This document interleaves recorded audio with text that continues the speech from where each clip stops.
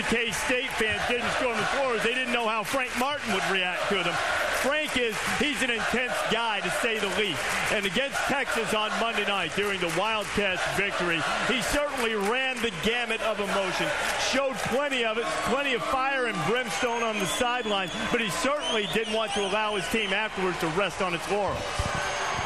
We won a game on January the 18th. I don't mean to be silly about it, but I mean, I told you guys, we don't get parades at this time of year. Wednesday, if they don't come in and compete, I am going to destroy them.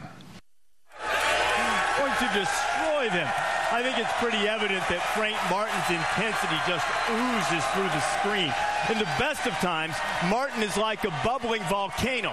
But on Monday night, consider this. Martin got his car towed away. He went post-game to a restaurant, and his favorite dish was sold out. You should see what happens when that happens to Digger. He erupts, goes off. Not Frank Martin. Kept his composure, perhaps because he just beaten #1 Texas. But the guy is intense, and he is wired in more ways than one. This week, we had an opportunity to wire him up during a Wildcat practice.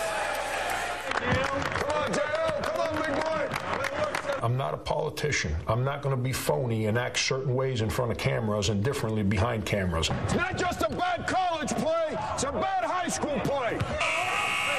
Let's go. Let's go. Score the ball. When I was a math teacher, I taught. I wasn't as loud or screaming in there because no one keeps score in there. It's got to be go, go, go. Jamal, where you at? Let's go 11 and then 55. Yo, throw me the ball. You're not given things in life. You have to go out and earn them, and that's the environment we try to create in our practices. So when we go to games, we've earned the right to win. That guy runs out at you, make a move and attack him. Good cut, good. Just like music, man, it's got to have rhythm. If it don't have rhythm, it's bad offense. Last year, we're trying to develop our personality, our identity, and we felt slighted, and we were always the people that were chasing the good ones. We've become one of the good ones now. You got to understand, everyone come chases you now. Guys, comprehend that? Let's be sharp. Come on. Let's go. Well, the first thing for Kansas State, they're in the middle of the Big 12 race. Frank Martin has one of the better teams in the country. But he's also a camera magnet because you don't see that a lot of times on the sideline. What's your reaction to his behavior on the sideline? I have no problem with it. I know Frank Martin. He is a great guy. He's an outstanding basketball coach. I know that his intentions are really good. I think it's for his athletic director and president to decide. That's their issue. If I were his AD, I can tell you that I would talk to him and say, listen, just be aware of this. Like you said, all these cameras are on you. There may be a perception of the way you act that is not really you. And that can happen. The world's changed.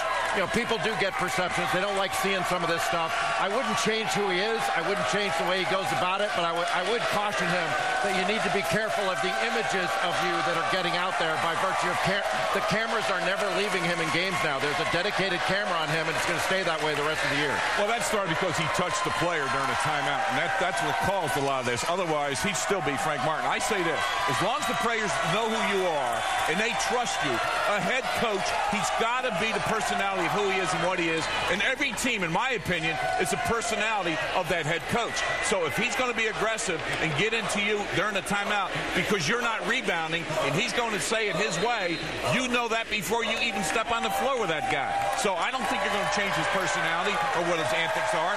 Or when you go back and look at the history of the game, we can take today, Tom Izzo gets into it.